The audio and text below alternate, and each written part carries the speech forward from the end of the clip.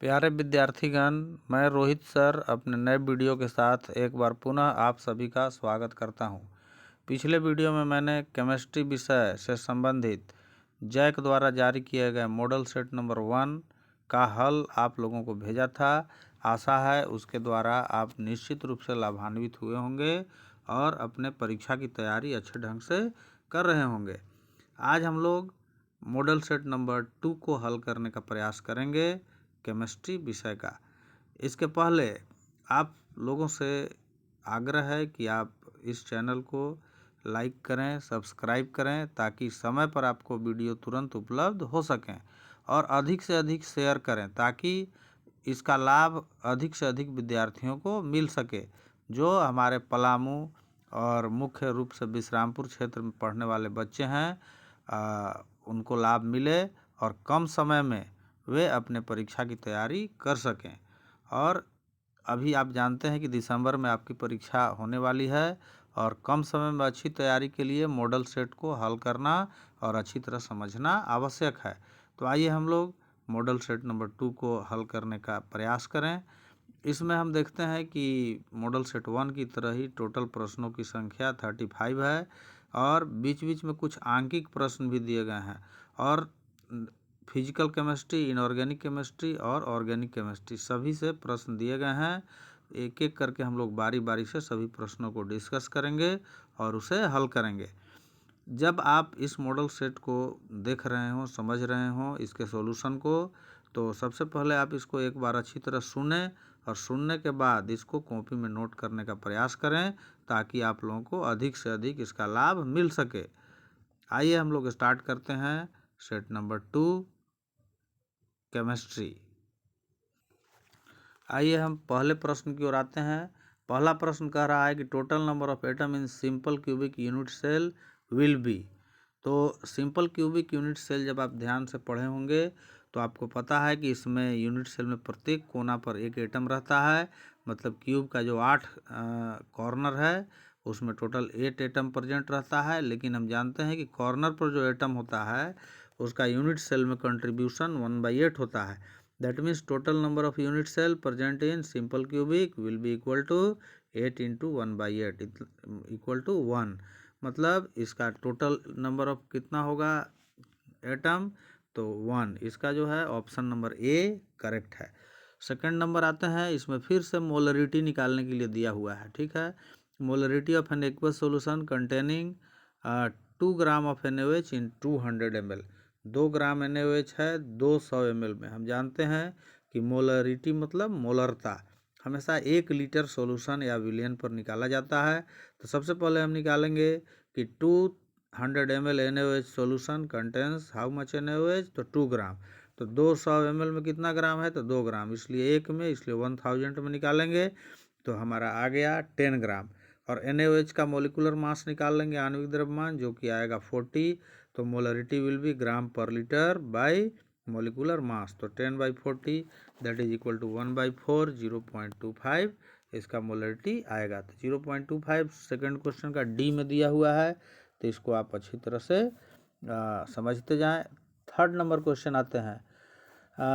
Molten NaCl मतलब पिघला हुआ NaCl में जब विद्युत अपघटन होगा इलेक्ट्रोलिसिस, तो कैथोड पर कौन जमा होगा, तो कैथोड पर हमेशा कैटायन जमा होता है। C4 cathode and C4 cation. तो कैटायन मीन्स प्लस चार्ज, तो प्लस चार्ज किस पर है, तो सोडियम पर है, तो कैथोड पर सोडियम जमा होगा। इसका मतलब है कि इसका सही विकल्प होगा बी, सोडियम धातु। चौथा प्रश्न की ओर आते हैं। इनमें से एल्युमिनियम का कौन सा ओर है, अयस्क है, तो एल्युमिनियम का बहुत फेमस ओर है बॉक्साइट। इसका आंसर होगा D.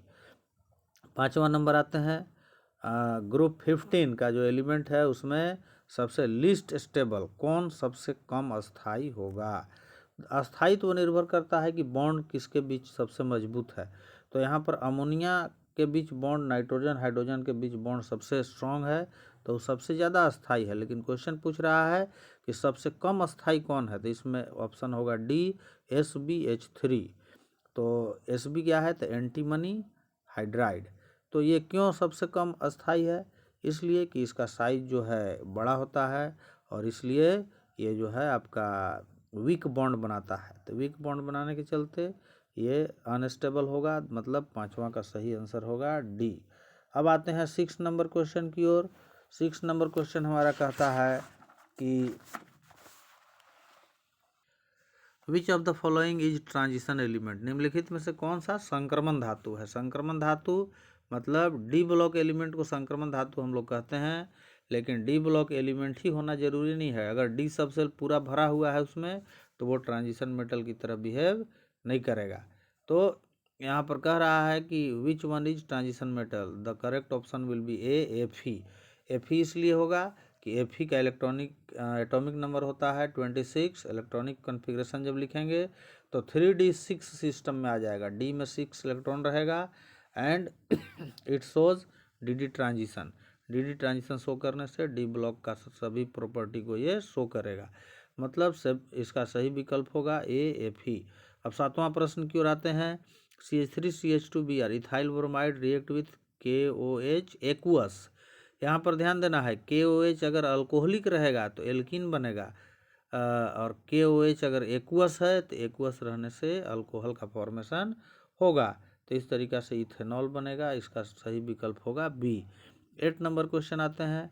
N atom at the body centre of the unit cell contributes to the unit cell. Body centre में जो एटम रहता है उसका कंट्रीब्यूशन कितना होता है, तो इसका सही विकल्प होगा सी, 1। बॉडी के सेंटर में रहेगा तो उसका कंट्रीब्यूशन हमेशा 1 होगा। याद रखना है, कॉर्नर पर जब रहेगा तो उसका कंट्रीब्यूशन होगा 1/8। अगर फेस पर रहेगा तो उसका कंट्रीब्यूशन होगा 1/2। साथ में ये सब भी याद रखें ताकि क्वेश्चन के साथ साथ और एक्स्ट्रा भी हमारा क्वेश्चन की तैयारी हो सके। 9 नंबर प्रश्न आते हैं। Which of the following is not colligative property. Colligative property अनुसंख्यक गुण, इसमें 4 पढ़ना है। Lowering of vapour pressure, elevation in boiling point, depression in freezing point and osmotic pressure, परासरण दाब। ऑस्मोटिक प्रेशर परासरण दाब हुआ। लोअरिंग ऑफ वेपर प्रेशर वाष्प दाब में कमी या अवनमन। एलिवेशन इन बॉइलिंग पॉइंट और डिप्रेशन इन फ्रीजिंग पॉइंट, हिमांक में अवनमन और क्वथनांक में उन्नयन। ये चारों कोलिगेटिव प्रॉपर्टी है, लेकिन इसका जो है relative lowering of vapour pressure जो है that is not colligative property. इसका ये relative lowering of vapour pressure वो तो रॉड्स लॉ में हम लोग को पढ़ना है, तो इसका सही विकल्प होगा डी, कोलिगेटिव प्रॉपर्टी नहीं है। अब आ जाते हैं 10वां नंबर। If 96500 coulomb electricity pass through CuSO4 solution it will liberate how much gram copper. तो हम जानते हैं कि 96500 कूलम जब भी हम पास करेंगे इलेक्ट्रिसिटी तो वो 1 ग्राम इक्विवेलेंट हमेशा डिपॉजिट करेगा। तो हम देखेंगे कॉपर का इक्विवेलेंट वेट कितना होगा, तो इसका वैलेंसी 2 होता है, तो एटॉमिक वेट बाई वैलेंसी। तो एटॉमिक वेट बाई वैलेंसी जब किए तो 63.5/2 तो 31.76 आएगा। तो 1 कूलम अगर हम 1 फैराडे करंट जब चार्ज जब पास करेंगे 96500 coulomb, then it will deposit 1 gram equivalent, that means 31.76 gram, मतलब 31.76 ग्राम कॉपर डिपॉजिट होगा। इसका सही विकल्प हो जाएगा करेक्ट ऑप्शन बी। 10वां का करेक्ट ऑप्शन है B. Van Arkel process is applied for the purification of. Van Arkel process जो होता है ये धातु के शुद्धिकरण में उपयोग होता है। एक्सट्रीमली प्योर मतलब लगभग 100% प्योर हमको मेटल चाहिए, 99.99%, तो वैन आर्कल प्रोसेस हम लोग यूज करेंगे। ये सब डिफेंस इक्विपमेंट्स में सब का यूज होता है। इसमें जो होगा वैन आर्कल प्रोसेस से किसको हम लोग प्योर करते हैं, तो जिरकोनियम। इसमें क्या करते हैं कि इम्प्योर जो रड होता है मेटल का, उसके चारों तरफ एक सर्कुलर हीटर को रोटेट कराते जाते हैं।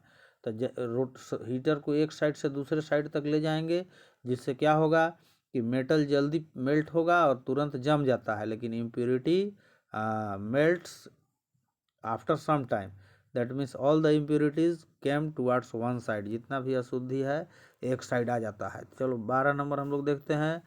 एटॉमिसिटी ऑफ फास्फोरस इज 12 जो है बहुत इजी फार्मूला है। फास्फोरस का फॉर्म कोई भी कंपाउंड या एलिमेंट का एटॉमिसिटी का है तो उसका फार्मूला याद रखिए, और फार्मूला में देख लीजिए कै गो एटम है वही उसका एटॉमिसिटी होगा। फास्फोरस में P4 फार्मूला हो गया, तो इसमें हम देख रहे हैं कि 4 फास्फोरस एटम है, that is atomicity equal to 4।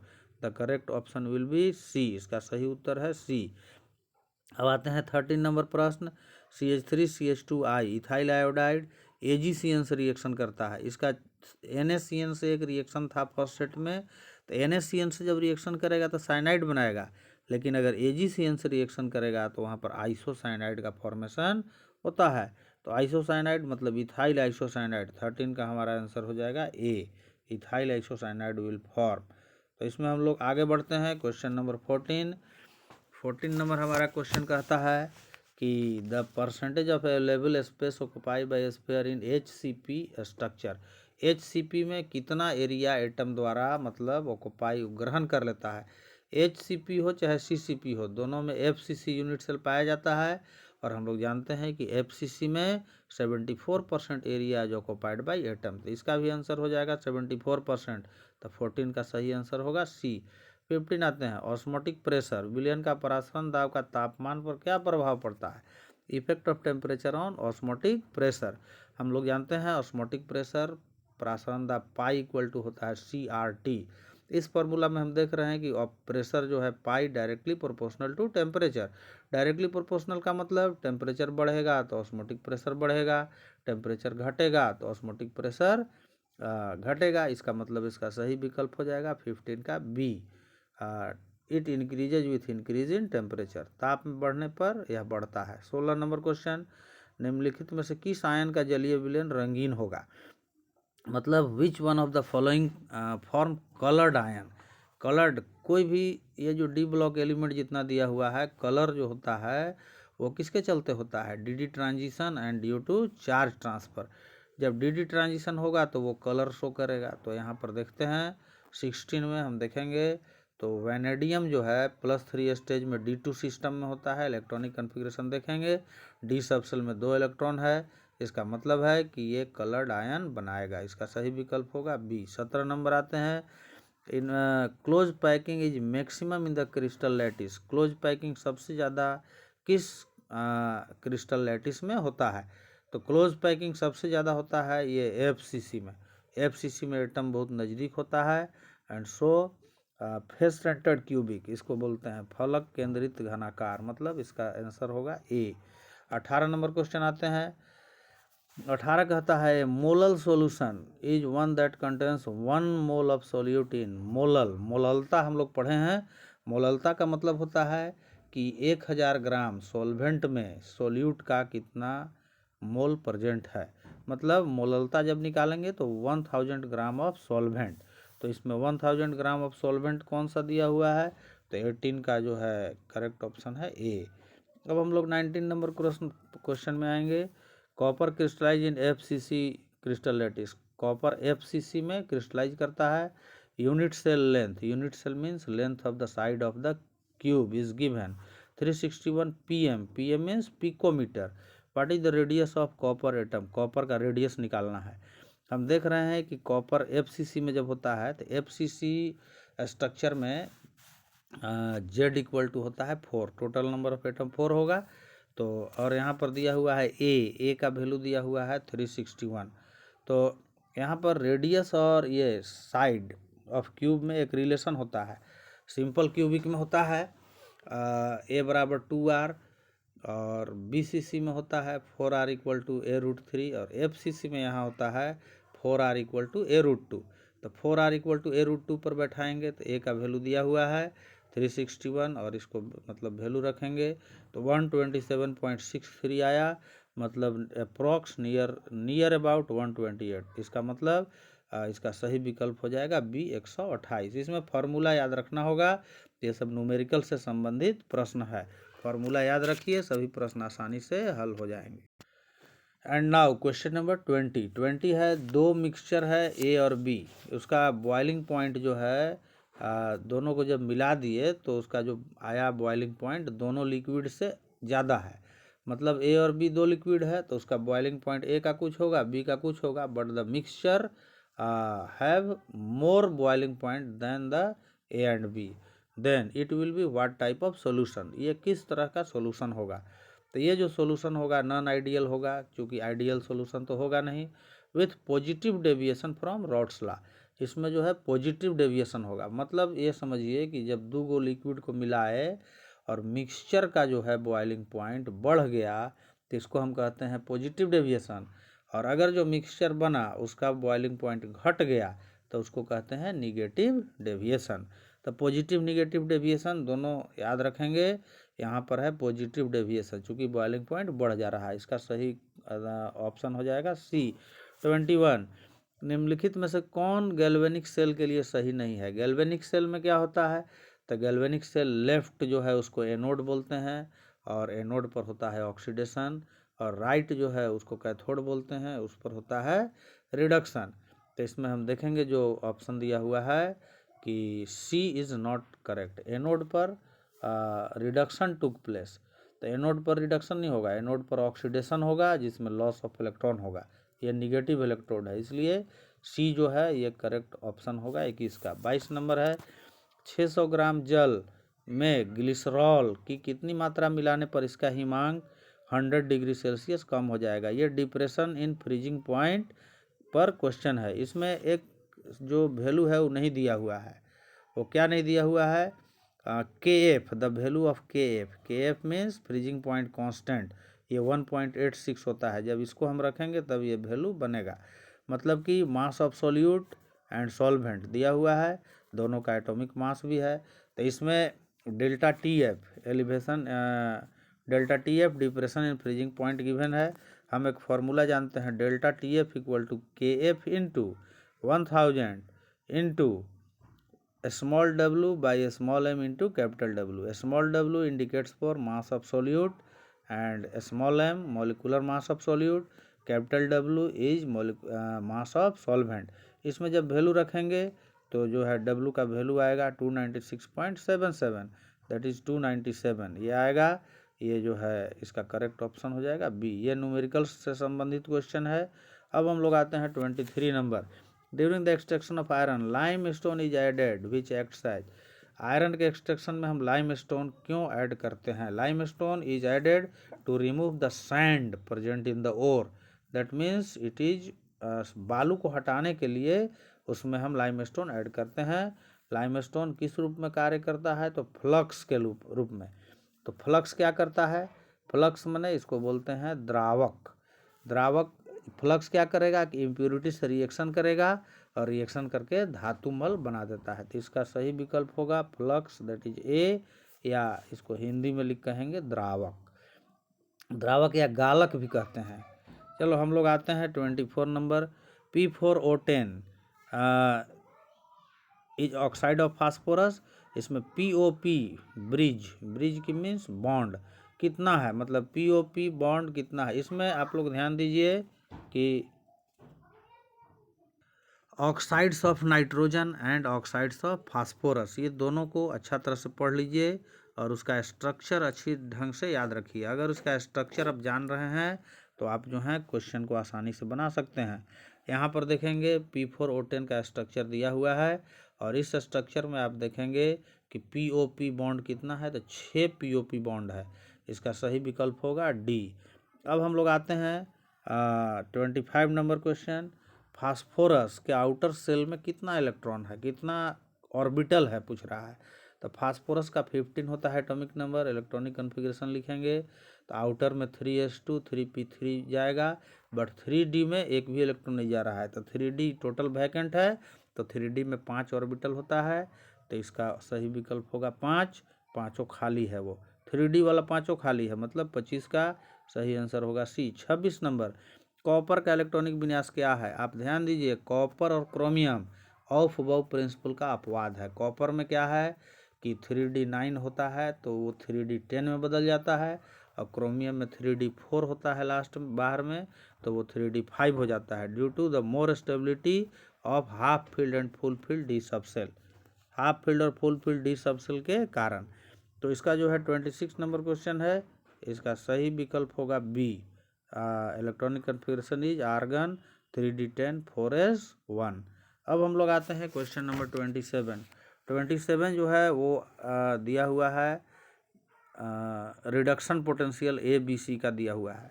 तो ABC 3 गो है रिडक्शन पोटेंशियल दिया हुआ है। तो the order of reducing power, मतलब रिड्यूस करने का पावर किसका सबसे ज़्यादा होगा।